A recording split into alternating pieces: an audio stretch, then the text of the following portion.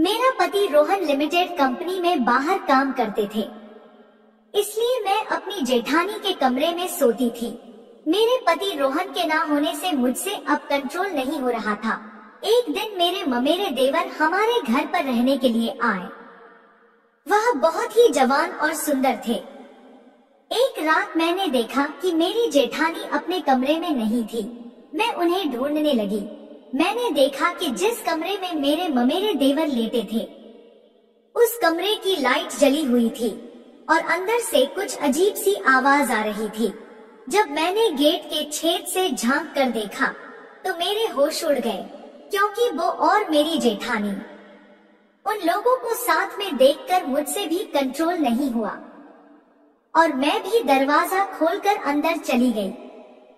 फिर उसने मुझे और मेरी जेठानी दोनों को, मेरा नाम रीना है और मैं उत्तर प्रदेश से हूँ। हमारी हैप्पी फैमिली है, जिसमें मैं, मेरा पति, मेरी जेठानी, ससुर रहते हैं। मेरी शादी को 1 साल हो गए हैं। मेरा पति नोएडा में IT कंपनी में काम करता है और वह केवल 2-3 महीनों में घर पर आ पाता। हमारा घर लगभग 200 गज में बना हुआ है।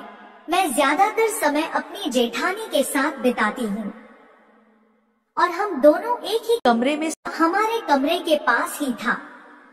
मेरे सास ससुर की उम्र 50 से 48 साल के बीच थी, लेकिन वे अभी भी जवान और हैंडसम दिखते थे। एक रात मैं पानी पीने के लिए उठी, तब रात के 1 बजे थे। मेरी जेठानी तो बहुत गहरी नींद में सोई हुई थी और उन्हें कुछ पता नहीं था।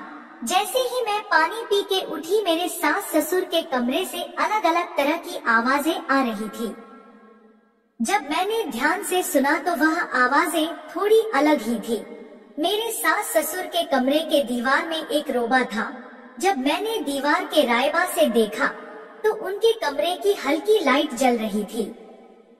मैंने देखा कि मेरे सास ससुर एक दूसरे से इतनी रात को बातें कर रहे थे। मुझे थोड़ा अजीब महसूस हुआ।